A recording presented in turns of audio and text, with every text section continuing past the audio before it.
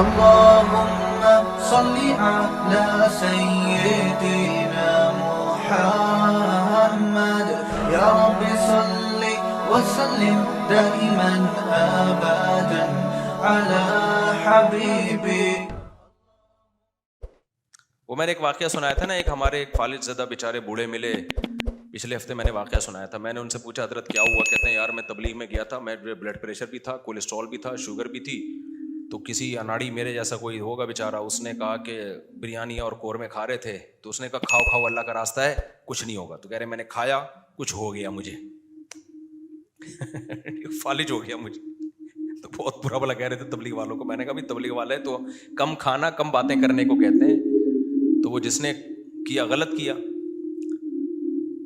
تو وہ اسی پر ایک اور واقعہ جو ایک ڈاکٹر صاحب نے سنایا, کہہ رہے ایک شوگر کا پیشنٹ تھا, اس کو ہم نے منع کیا کہ نہیں چینی کھانا, تو ایک کوئی صاحب آئے, انہوں نے اس کے سامنے شربت کا گلاس رکھا, بہت خطرناک پیشنٹ تھا, وہ بہت اصرار کیا, وہ نمازی بھائی تھے, بہت اصرار کیا بھائی یہ پی لو یہ پی لو, وہ کہہ رہے نہیں نہیں نہیں مجھے شوگر ہے. جب انہوں نے زیادہ اصرار کیا نا اور کہا اللہ نے چاہا کچھ نہیں ہوگا انشاءاللہ, اللہ نے چاہا تو کچھ نہیں ہوگا. دیکھو صحابہ کرام کا اللہ پہ توکل تھا, انہوں نے دریا میں گھوڑے دوڑا دیے. انہوں نے, یہ بہت اہم واقعہ ہے, اس کو بڑا سبق ملے گا اس سے انشاءاللہ آپ کو, خاص طور پہ دینداروں کے لیے سمجھنے کی چیز ہے. واقعہ ہے نا, ایک علامہ اقبال کا شعر بھی ہے اس پہ کہ دشت و دشت دریا بھی نہ چھوڑے ہم نے, کہ ہم نے تو صرف صحراؤں میں نہیں, ہم نے تو دریاؤں میں بھی کرامت کے طور پر نا گھوڑے دریا میں چلا دیے تھے صحابہ نے. تو ان صاحب نے کہا داڑھی بھی تھی نمازی بھی, انہوں نے کہا دیکھو صحابہ نے اللہ پہ توکل تھا, دریا میں گھوڑے چلا دیے انہوں نے. تو سامنے شکر ہے کوئی عقل مند بیٹھا ہوا تھا جس کو وہ کھلا رہے تھے نا پورا چینی کا شربت. اس نے کہا دیکھو اگر وہاں پل ہوتا نا پھر اللہ دریا میں گھوڑے نہیں, وہ ڈوبنا تھا انہوں نے, وہاں تو پل نہیں تھا اور مجبوری تھی جانا, صحیح ہے نا. پل ہوتا پھر صحابہ دریا میں چلاتے, پھر سوال ہی پیدا نہیں ہوتا کہ دریا میں گھوڑے چلتے.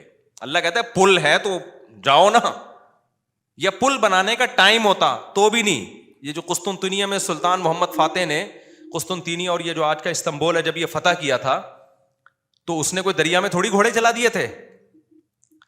ان کا یہ جو استنبول کا جو قلعہ ہے نا آج جو 4000 سال جس کی پرانی تاریخ ہے, میں نے وہاں جا کے ولاگ بھی بنایا ہے, یہ ترکی کا جو مشہور قلعہ ہے, یہ تو عیسائیوں کے ہاتھ میں تھا, بہت مضبوط عیسائیوں کی اسٹیٹ تھی. اور نبی صلی اللہ علیہ وسلم نے خوشخبری سنائی تھی کہ نعم الجیش جیش یغزو القسطنطینیہ, فرمایا سب سے بہترین لشکر, کیا ہی خوب لشکر ہے جو قسطنطینیہ فتح کرے گا. آپ مکہ میں اور ترکی کی فتوحات کی خوشخبریاں دے رہے ہیں. ہمارے نبی کا یہ ویژن دیکھو, ایک پیغمبر جو نہ لکھنا جانتے ہیں نہ پڑھنا جانتے ہیں, لیکن کتنے کانفیڈنٹلی وہ کہہ رہے ہیں کہ کیا خوب لشکر ہوگا جو قسطنطینیہ کو فتح کرے گا. اور خوشخبری دی, جنت کی بشارت دی. اسی وجہ سے مسلمان فاتحین شروع سے لگے ہوئے تھے اس میں, لیکن نہیں ہو پا رہا تھا.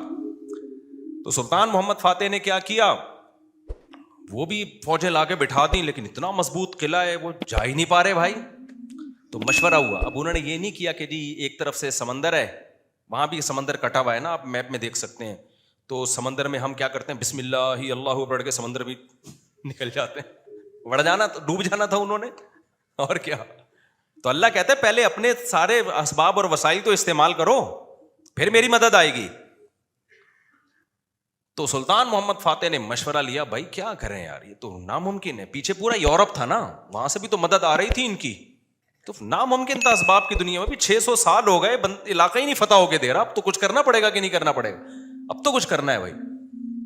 تو ماہرین بیٹھے, انہوں نے مشورہ دیا, استخارہ نہیں نکالا, خوب سمجھ لو, استخارہ نکال کے دیکھتے ہیں فتح ہوگا تو ٹھیک ہے, نہیں تو واپس چلو. دیکھو وہ اسباب بھی اختیار کرتے تھے اور اللہ سے دعائیں بھی. سلطان محمد فاتح کے لشکر میں ہمیشہ کوئی نہ کوئی اللہ والے بزرگ اس وقت کے ہوتے تھے, ان کو صرف دعاؤں کے لیے لے کے جاتا تھا. وہ دیکھتا تھا نا ایک بزرگ ہیں, وہ لڑ نہیں سکتے, بوڑھے ہیں, کوئی بات نہیں حضرت آپ ہماری صف میں ہوں گے, ذکر کریں گے اور اللہ سے دعائیں, کیونکہ اللہ تقوی اور ذکر پر مدد کرتا ہے. تو ایسے سیکولر نہیں تھے کہ ہم اپنی توپوں پہ اعتماد کر لیں خالی, نہ ہمیں اللہ والے بزرگ بھی چاہیے. تو ایک نہ ایک بزرگ اس کی صف میں ہوا کرتے تھے جن کا کام ہے اللہ سے دعائیں مانگنا. خود بھی مانگتا تھا, لیکن بھائی وہ اپنے آپ کو سمجھتا تھا ہم اس لیول کے نیک نہیں ہیں, تو ایسے ایک بزرگ ہوں گے, ان کی برکت ہوگی, اللہ ہمیں فتح دے گا. اور دوسرا اسباب بھی دبا کے استعمال کیے انہوں نے. سلطان محمد فاتح نے جب دیکھا نا یہ اتنا بڑا قلعہ اور اتنی چوڑی دیوار, میں نے وہ ولاگ پہ آپ دیکھ لیں, اس کو اتنی چوڑی دیوار ہے بھائی, اس پہ تو پوری بیل گاڑیاں چلتی تھیں دیوار کے اوپر, امپاسبل, ناممکن اس کو فتح کرنا. تو سلطان محمد فاتح نے بزرگ بھی رکھے اپنے پاس, اللہ اللہ بھی ہو, ذکر بھی ہو, اور پھر اپنے انجینئرز کو آرڈر دیا, دنیا کی سب سے بڑی توپ بنائی اس وقت اس قلعے کو فتح کرنے کے لیے, جس کو دیکھ کے آدمی, وہ توپ میں دیکھ کر آیا ہوں اس کا ڈیزائن, یا شاید وہی توپ رکھی ہوئی, مجھے یاد نہیں ہے. اتنی بڑی توپ بنائی ہے نا, اس سے جو لوہے کا گولا نکلے گا تو دیوار میں کچھ ہلائے گا تھوڑا سا وہ دیوار, کچھ ایسے جب 1000-2000 گولے نکلیں گے تو شاید دیوار میں کچھ دراڑ آ جائے. اتنی اسٹرگل کی اس نے, اور اتنے لوگ, ہم نے تو ترکی میں نا انہوں نے وہ بنایا ہوا ہے ایک آڈیٹوریم میں نا, وہاں پر ایک جیسے نہیں سیارہ گاہ ہمارے یہاں آپ کو ملتی ہے ادھر, پلانیٹوریم دیکھا ہوگا آپ نے, تو ایسے ہی انہوں نے وہ پوری تاریخ دکھاتے ہیں ویڈیو کی شکل میں, بڑا مزہ آتا ہے وہ دیکھنے میں, بڑا جوش پیدا ہوتا ہے یار, کیا خون خرابہ, اور ادھر سے گولے, پورا وہ منظر انہوں نے تاریخ کی کتابوں سے نکال کے اس کو فلمایا ہے. لیکن ایسے نہیں کہ پروجیکٹر پہ, بلکہ آپ جائیں گے نا تو آپ کو ایسا لگے گا آپ وہاں 3D میں آپ سمجھ لیں, آپ کو لگے گا آپ وہاں پہنچ چکے ہیں. وہ ایسا چیخیں نکلتی ہیں یار وہ منظر دیکھ کے, ایسے تھوڑی پیڑے کھائے ہیں مسلمانوں نے یار, پوری دنیا پہ حکومتیں کی ہیں, آج بیٹھے ہیں وزیر اعظم بن نہیں رہا, صحیح ہے نا. بہت محنتیں کی ہیں مسلمانوں کا ماضی بڑا خدا کی قسم شاندار تھا. میں بار بار کہتا ہوں نا, ایک گورے کی ویڈیو بھی میرے موبائل میں پڑی ہوئی ہے, وہ لندن میں یا امریکہ میں بھول گیا, یونیورسٹی میں وہ گورا لیکچر دے رہا ہے, ابھی میرے موبائل میں ویڈیو پڑی ہوئی ہے, وہ گورا لیکچر دے رہا ہے. گورا کہہ رہا ہے تو وہ کالا, لیکن گورا اس سینس میں کہہ رہا ہوں کہ امریکن ہے, اس سینس میں کہہ رہا ہوں, یا تو میرا خیال ہے امریکن ہے, UK کا نہیں ہے, وہ ان کا جو لب و لہجہ ہے نا وہ امریکن لب و لہجہ. وہ یونیورسٹی میں لوگوں کو بتا رہا ہے کہ ونس اپون اے ٹائم, ایک ٹائم تھا کہ آپ کو مسلم سائنٹسٹ کے علاوہ دنیا میں کوئی سائنسدان نظر ہی نہیں آتا تھا, ہر فیلڈ میں کون سا سائنٹسٹ تھا, مسلمان. اور وہ کہہ رہا ہے کہ فلکیات کے علم میں مسلمانوں نے اتنی ترقی کی تھی. پھر بغداد کی یونیورسٹی کا نام لے رہا ہے وہ, بغداد میں جو ہماری خلافت تھی, تو وہ کہہ رہے کہ آج بھی جتنے ستاروں کے نام ہیں نا انگلش میں, سارے عربی سے آئے ہیں. سارے کہاں سے آئے ہیں, یہ عربی سے آئے ہیں. مسلمان یہ کام بہت پہلے کر چکے تھے, بڑا شاندار ماضی تھا ہمارا, لیکن ایسا ختم ہوا, ایسا لگتا ہے ہم ہمیشہ سے ہی اسی طرح ہیں, ہمیشہ سے ہی ہم سے وزیر اعظم بن ہی نہیں پایا کبھی. ایسا نہیں ہے, ماضی ہمارا اور زیادہ پرانا ماضی نہیں ہے, 150-200 سال سے زیادہ پیچھے کی بات نہیں ہے. یہ چند غلطیاں ہوئی ہیں جس کی سزا ہم بھگت رہے ہیں, اس میں مذہبی لوگوں سے بھی ہوئی ہیں, حکمرانوں سے بھی ہوئی ہیں, دونوں طبقوں سے ہوئی ہیں, کسی ایک طبقے کو آپ ذمہ دار نہیں ٹھہرا سکتے. تو اس میں ایک بہت بڑی غلطی یہ ہوئی ہے کہ مذہب کو سائنس سے کیا کر دیا, الگ کر دیا. یہ بہت بڑی مسٹیک ہوئی ہے. جبکہ ہمیں داؤد علیہ السلام, سلیمان علیہ السلام کے واقعات میں کیا ملتا ہے, اللہ نے سلیمان علیہ السلام کو جب دنیا کا حکمران بنایا ہے تو اللہ نے اسباب اور وسائل بھی دیے تھے ان کو. وہ اسباب کیا تھے, لوہا ان کے ہاتھ میں پگھلا دیا اللہ تعالیٰ نے. داؤد علیہ السلام کو حکم دیا زرہیں بناؤ, زرہیں. اللہ کہہ دیتا کہ اے داؤد تو زمین پر حکومت کرے گا, لڑائی کرے گا, زرہیں بنانے کی ضرورت نہیں ہے. آیت الکرسی پڑھ کے ہر مجاہد پہ پھونک لگائی, دم کیا, دشمن کی تلوار چلے گی نہیں. یہی چل رہا ہے نا آج کل, داماد انسان کا بچہ نہیں بن رہا, آیت الکرسی پڑھ کے پھونکو اور اس کو جو ہے وہ تعویذ کرا دو تو ٹھیک ہو جائے گا. پوری 10-10 سال دامادوں کے ٹھیک کرنے میں بیٹیوں کی زندگیاں تباہ کر دیں. قرآن کیا کہتا ہے, ان خفتم اللہ یقیما حدود اللہ, حدود اللہ پہ قائم نہیں رہ سکتے بھائی, خلا لینے کی کوشش کرو اس پاگل سے. 2-3 موقع دے دیے ٹھیک ہونے کے, ہو گیا ٹھیک ہے, نہیں تو اگر برائی اس قابل ہے کہ برداشت کے قابل ہے تو برداشت کرو, بلا وجہ گھر نہیں توڑنا چاہیے. بالکل برداشت کے قابل نہیں ہے, جان چھڑاؤ بھائی اس آدمی سے. نہ میں نہ جانتا ہوں نا ایسے لوگوں کو, 30 سال ہو گئے کہ نہیں جی اللہ کے ہاتھ میں دل ہیں, اللہ جب چاہے گا میرے داماد کا دل چینج کر دے گا. اس امید پہ 30 سال گزار دیے اور بیٹی پاگل ہو گئی. میں نے کہا 30 سال کے بعد آپ آ رہے ہو کہ خلا لینا ہے. کہہ رہے ہیں بھائی وہ اللہ کے ہاتھ میں دل ہے. تو میں نے کہا اللہ کے ہاتھ میں ہے, لیکن اللہ نے کہا کہ میں گھماؤں گا. ہم کب کہہ رہے ہیں کہ اللہ کے ہاتھ میں نہیں ہے؟ اگر ہمیں پتا ہوتا کہ اگلے سال اللہ آپ کے داماد کو ٹھیک کر دیتا, میں کہتا چلو 1 سال اور انتظار کر لو. اللہ کے ہاتھ میں ہے, لیکن گھمائے گا کہ نہیں گھمائے گا یہ اللہ نے نہیں بتایا. بلکہ اللہ نے جو بتایا ہے, انک لا تہدی من احببت, آپ اس کو ہدایت نہیں دے سکتے جس سے آپ محبت کرتے ہو. یہ تو حضرت ابو طالب کے بارے میں نازل ہوئی ہے کہ نبی کے چچا ایمان نہیں لائے تو نبی غمزدہ تھے. اللہ نے فرمایا کہ آپ جس سے محبت ہے ہدایت نہیں ملے گی, اس کو ملے گی جس کو اللہ چاہے گا. اور چاہے گا کس کو؟ جو خود چاہے گا. یہ بھی قرآن کہتا ہے جو خود چاہے گا اسی کو ملے گی, جو خود نہیں چاہے گا تو بھائی چاہے نبی کا چچا بھی ہو نہیں ملے گی. تو میں نے کہا بھائی نبی کے چچا کو نہیں ملی ہدایت, آپ کے داماد آپ کیا نبی سے بھی آگے ہو؟ تو ہم تو گراؤنڈ ریئلٹی کو دیکھ کر فیصلہ کریں گے. 1 سال بہت ہوتا ہے کسی کو تجربے میں. اب انسان کا بچہ نہیں بن رہا, نہ نان نفقہ دے رہا ہے, وہ بے تحاشا مارتا پیٹتا ہے, ٹارچر ذہنی کر کے اس کو بیچاری کی زندگی بیڑا غرق ہو گیا اس کا. میں نے کہا خود ہی مر جائے گا, تھوڑے دنوں میں خلا کے تکلف کی ضرورت کیا ہے, طلاق لینے کی کیا ضرورت ہے اس سے. اسلام جو ہے نا وہ دقیانوسی نہیں سکھاتا میرے بھائی. مسلمانوں نے ایسے ہی نہیں دنیا پہ حکومتیں کر لی ہیں. داؤد علیہ السلام کو اللہ نے, داؤد علیہ السلام, قرآن کہتا ہے نا پوری دنیا پہ داؤد علیہ السلام نے, پوری دنیا نہ بھی ہو, دنیا کے ایک بہت بڑے حصے پر جو حکومت کی ہے, تو قرآن کیا بتاتا ہے کیسے کی حکومت, کیسے کی حکومت, پھونکے لگا کے کی. قرآن ان کی عبادت کا بھی تذکرہ کرتا ہے.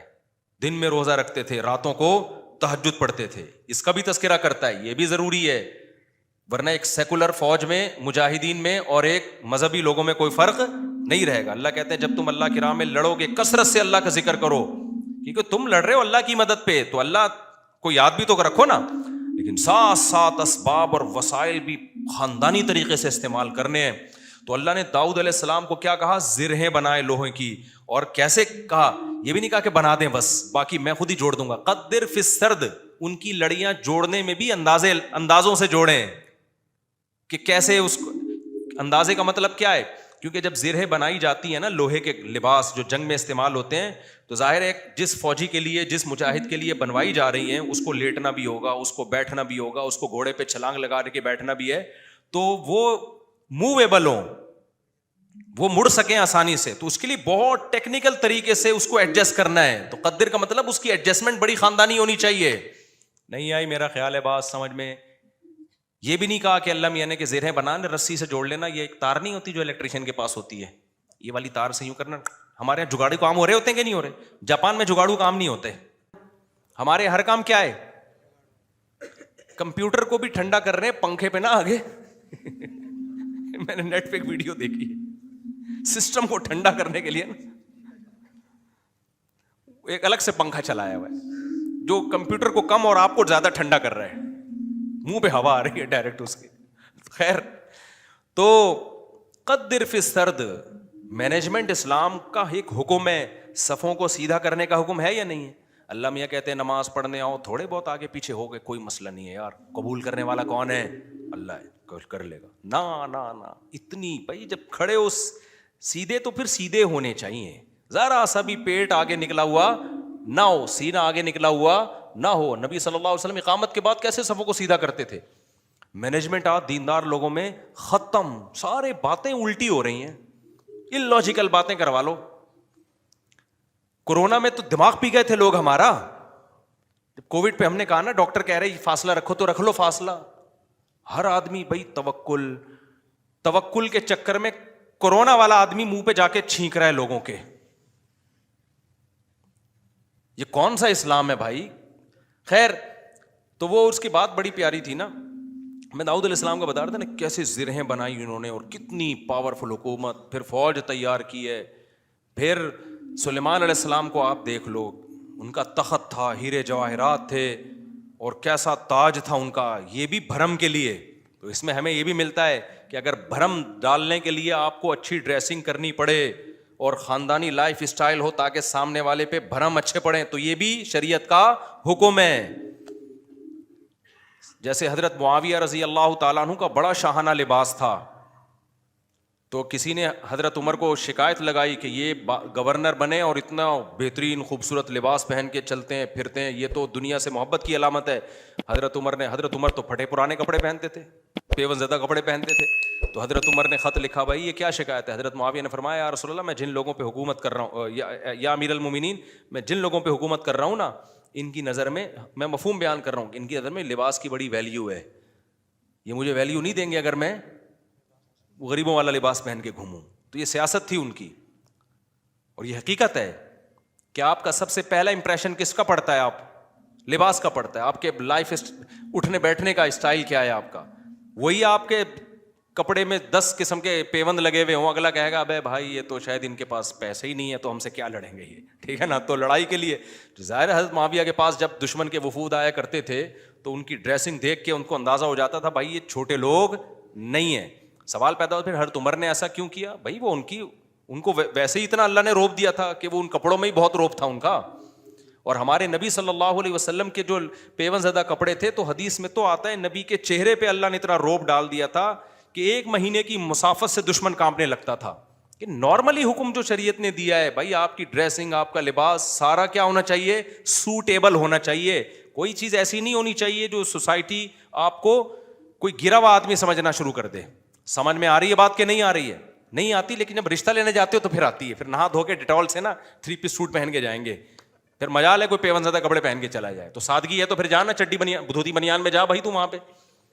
کیونکہ ہر وقت نا لوگ علماء کو یہ دیکھو سادہ ہونے چاہیے, ان کی پگڑی دیکھو, ان کے کپڑے دیکھو, اور ہمارے تو کوئی ہیں بھی نہیں.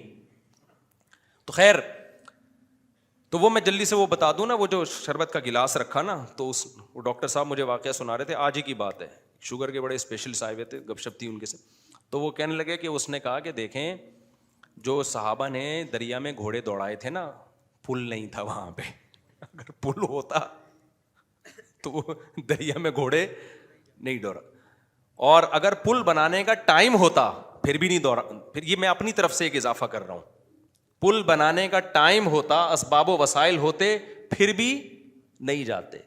اور واپس جا کے دوبارہ آنے کا ٹائم ہوتا پھر بھی دریا میں گھوڑے نہیں ڈالتے. وہ ایک مجبوری تھی کہ اس کے علاوہ کوئی آپشن تھا نہیں. تو سلطان محمد فاتح نے بھی یہی کیا ہے.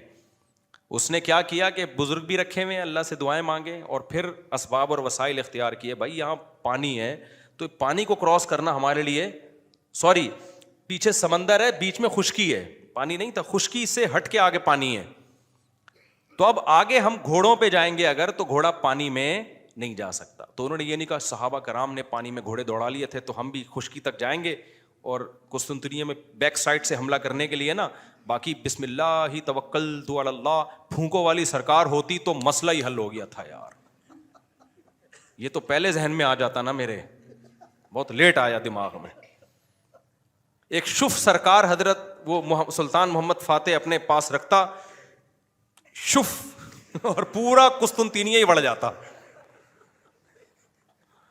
پورا. ابھی جو الیکشن میں ہوا ہے نا, آپ کو پتا ہے نا, جو ووٹنگ ہو رہی تھی, فلاں جیت رہا ہے, میم بنائی پاکستانیوں نے, اوپر جا رہا ہے اوپر جا رہا ہے, شف ایک دم وہ نیچے ہوا, بڑی ٹائٹ میم بنائی ہے کہ الیکشن میں یہی ہوا ہے. بندہ کون جیت رہا ہے, ایک دم شف کر کے شف, فوراً نیچے. ایسے ہی رپورٹیں چینج ہو رہی تھی نا الیکشن کی, جو لوگ ٹی وی کے آگے یا خبروں میں بیٹھے ہوئے تھے. تو پاکستان میں ایک سرکار ہے جس کو سچی مچی کی شف سرکار ہے, وہ تو عز منتشا وہ تو ذل منتشا. تو اس لیے جو سیاستدانوں میں جو سمجھدار لوگ ہیں نا, وہ اس جو پاکستان کی جو اصل شف سرکار ہے نا اس سے بنا کے رکھتے ہیں. ٹھیک ہے کہ ہم بے شک ایک ووٹ بھی نہ ملا, جب انہوں نے کہا شف فوراً ہم کہاں چلے جائیں گے اوپر. تو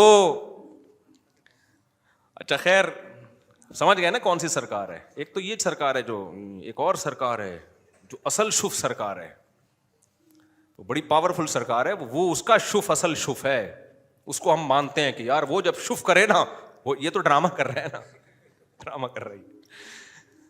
تو سلطان محمد فاتح نے کیا کیا, مشورہ کیا بھائی کیا کریں.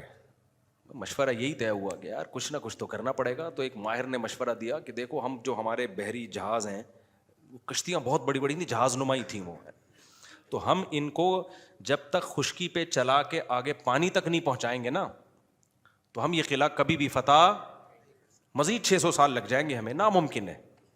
ہمارے پاس اب ایک ہی آپشن ہے, جانیں ضائع ہو رہی ہیں, روز تیر اندازی ہو رہی ہے, لوگ ڈیلی بیسس پہ شہید ہو رہے ہیں, اور پہلے بھی کئی حملے ناکام ہو چکے ہیں, تو اب یہ رسک لینا پڑے گا, آر یا پار. اب یہ بہت مشکل کام تھا. کیوں؟ رات میں لوگ سو رہے ہیں, راتوں رات آپ نے یہ کرنا ہے. اب خشکی پہ کیسے چلائیں بھائی پانی, یعنی اس جہازوں کو, تو اس کا طریقہ یہ ہے کہ جتنے جانور ہیں نا، اونٹ، گائے، دمبے، سب ذبح کر دو اور سب کی چربی کو پگھلا کے زمین پہ ڈال دو. اور یہ صبح صادق سے پہلے کام کیا ہو جانا چاہیے؟ ختم. اور اس کے بعد یہ کشتیاں رکھ کے نا، لکڑیاں رکھ کے ان کو دھکے دیں گے، کیونکہ ورنہ کون لے جا سکتا ہے؟ کیونکہ اگر دھکے دے کے تو ناممکن ہے نا خشکی پہ آپ کسی ایک چھوٹی سی لانچ کو دھکا دینے کی کوشش کرو، کوئی بھی نہیں دے سکتا. تو ہوگا یہ، اور دیں گے بھی اتنا ٹائم لگ جائے گا کہ دشمن تو دیکھ لے گا بھائی یہ لوگ تو یہاں سے آئے، تو راتوں رات یہ کام کرنا ہے. کتنا بڑا یہ گوروں نے ہسٹری میں لکھا ہے کہ ایسا کام کیا ہے جس کا تصور نہیں تھا. اتنی محنت خرچ ہوئی ہے اس کے اوپر.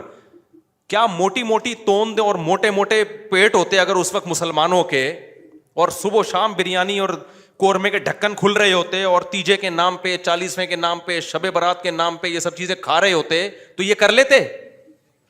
بولتے کیوں نہیں؟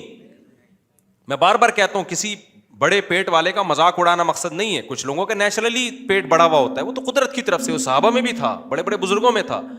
لیکن یہ جو کھا کے توندیں نکل رہی ہیں نا، زیادہ کھا کے، یہ بہت برا عمل ہے. نبی صلی اللہ علیہ وسلم کی بخاری کی حدیث ہے، اس امت میں سب سے پہلی جو برائی آئے گی نا، جھوٹ اور بڑے پیٹ، موٹاپا. یہ حدیث ہے صحیح. تو قدرتی طور پر کسی کا پیٹ بڑا ہے تو ایک الگ بات ہے. تو اب انہوں نے کیا کیا، فوراً وہ ساری جانوروں کو رات کو، بھائی اب یہ اس کے علاوہ کوئی آپشن ہمارے پاس نہیں. پھر اللہ سے دعائیں بھی مانگ رہے ہیں کہ اللہ ہمارے بس میں جو تھا ہم نے کر دیا. تو وہ پگھلا کے پورا فرش بنایا راتوں رات. جو عیسائیوں کی اسٹیٹ تھی ان کے تصور بھی نہیں تھا کہ یار کوئی کسی کا دماغ یہاں بھی جا سکتا ہے، کسی کا دماغ یہاں بھی جا سکتا. کتنی محنت کی ہوگی انہوں نے. اس وقت کاش ویڈیو کیمرے ہوتے نا، وہ فلما لیتے یہ ساری چیزیں.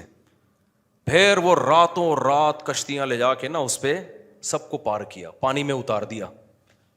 صبح صادق سے پہلے وہ بہت بڑی فوج مجاہدین کی وہ پیچھے سمندری جہازوں پہ سوار ہو چکی تھی. صبح صادق سے پہلے یہ کام ہو چکا تھا.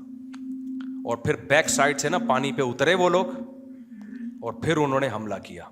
وہ عیسائیوں کو تو انہوں نے تو آگے دیکھ رہے ہیں نا، وہ ان کو کیا پتا پیچھے سے بھی کوئی حملہ کر سکتا. ادھر سے انہوں نے تیر اندازی کی ہے، ادھر سے پیچھے سے حملہ کیا. وہ تو حیران ہو گئے، یار یہ بندے آئے کہاں سے ہیں یہ لوگ؟ بیچ میں تو خشکی ہے، اس میں تو جہاز آ ہی نہیں سکتا. یہ اسٹرگل اور یہ محنت کرنی پڑتی ہے بھائی، پھر قومیں بنتی ہیں. وہ زوں سے نہیں بن جاتی خالی قومیں، سمجھ رہے ہو؟ ابھی چھوڑو یہ، پھر یہ زوں کاٹ دینا یار، ایک میم ہے، پھر وہ اچھا نہیں ہے. تو وہ ہے نا، میں جاپان گیا، زوں، وہ دیکھا ہے آپ لوگ؟ ابے نہیں، آپ لوگ میمز نہیں دیکھتے آپ لوگ، مجھے لگتا ہے. خیر، ہمارے سابق وزیر اعظم کا بیان آیا تھا کہ میں جاپان گیا، زوں آواز آئی. پھر میں جاپان گیا، زوں آواز آئی. تو ایسے بنتی ہیں قومیں، زوں. اس میں لوگوں نے بڑی میمز، یہ کٹ کر دینا، وہ ورنہ پھونکو، جو ہماری سرکار جو اصل پھونک والی ہے وہ مسئلہ. اچھا خیر، تو یہ ہے اسباب. اب موسیٰ علیہ السلام جب آگے دریا کے آگے آ کے کھڑے ہوئے ہیں، تو اگر وہاں پل ہوتا تو پھر لاٹھی کو حکم ہوتا کہ سمندر پہ ماریں اور وہ 12 چشمے، اس سے 12 راستے بن جائیں، پھر ہوتا.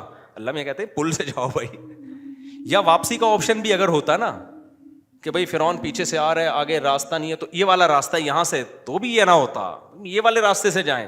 جب تک اسباب اختیار کرنا ممکن ہوتا ہے، اللہ کی آسمانوں سے مدد نازل نہیں ہوتی. اللہ کہتے ہیں پہلے پورے اسباب تم نے اختیار کرنے ہیں، اس کے بعد پھر میں جہاں تم ختم ہوگا وہاں سے میں شروع ہوں گا.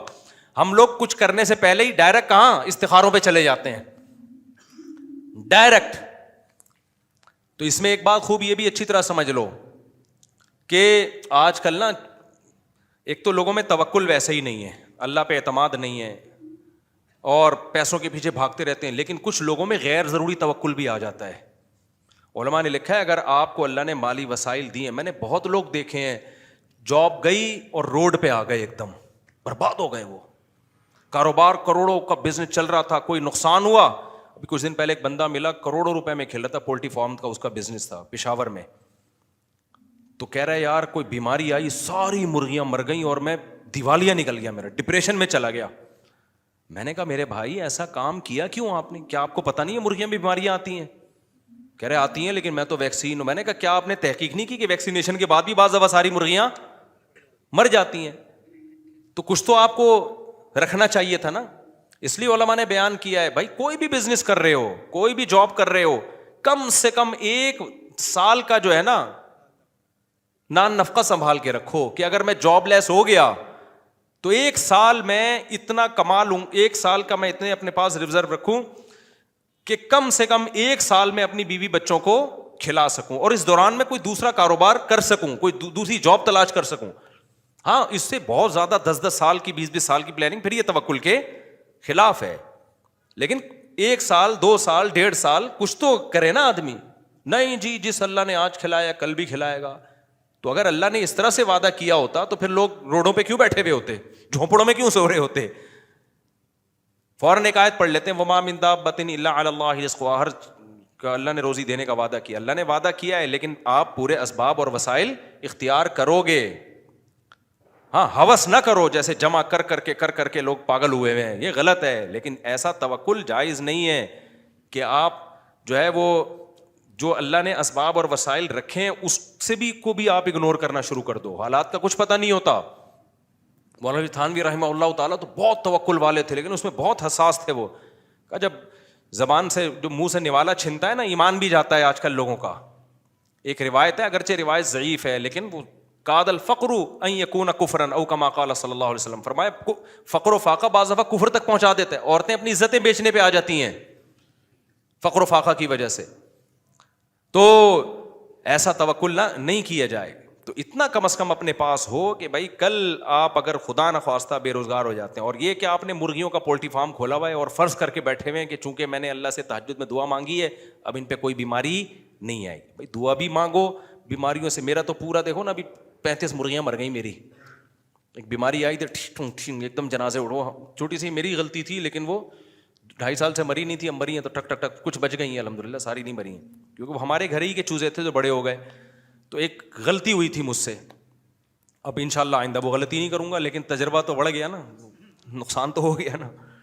تو اللہ پہ اعتماد اور توکل اس کا ایک مطلب ہے جو شریعت نے بتایا ہے. تو وہ شوگر کے پیشنٹ نے بڑی اچھی بات کی, اس نے کہا حضرت جو گھوڑے دوڑائے تھے نا صحابہ کرام نے, وہ پل نہیں تھا وہاں پہ, اس وجہ سے مجبوراً دوڑا لیے تھے. تو اللہ میاں نے مجھے کھانے کی اتنی چیزیں دی ہیں کہ میں بھوک سے مر نہیں رہا ہوں. اگر مر رہا ہوتا تو جان بچانا فرض تھی, پھر میں یہ شربت کا گلاس اللہ پہ توکل کر کے پی لیتا کہ فی الحال تو جان بچاؤ, پھر دیکھیں گے شوگر کہاں جا رہی ہے کہاں نہیں جا رہی, یا اور چیزیں جو ہے وہ میرے لیے دنیا میں ختم ہو گئی ہیں, یا شوگر سے میں نے مرنے کا ارادہ ہی کر لیا ہے, خودکشی کا ارادہ ہی کر لیا ہے تو پی لوں گا. تو کبھی بھی اس طرح کے یہ بے موقع توکل ہوتا ہے. ایک اور ہمارے دوست تھے ان کو بھی شوگر, وہ بھی اسی طرح کہہ رہے یار بندہ کھاتا ہوا بس جو ٹینشن لیتا ہے نا وہ مر جاتا ہے. تو یہ سب فضول قسم کی باتیں ہوتی ہیں. اللہ نے مسلمان جو ترقی نہیں کر رہا نا اس میں ان باتوں کا بہت بڑا دخل ہے. جب یہ اپر لیول پہ ہوتی ہیں تو پھر اپر لیول پہ نقصان ہوتا ہے. انفرادی زندگی میں اس طرح کی باتیں ہوتی ہیں تو انفرادی زندگی میں نقصان ہوتا ہے. سمجھتے ہو کہ نہیں سمجھتے ہو؟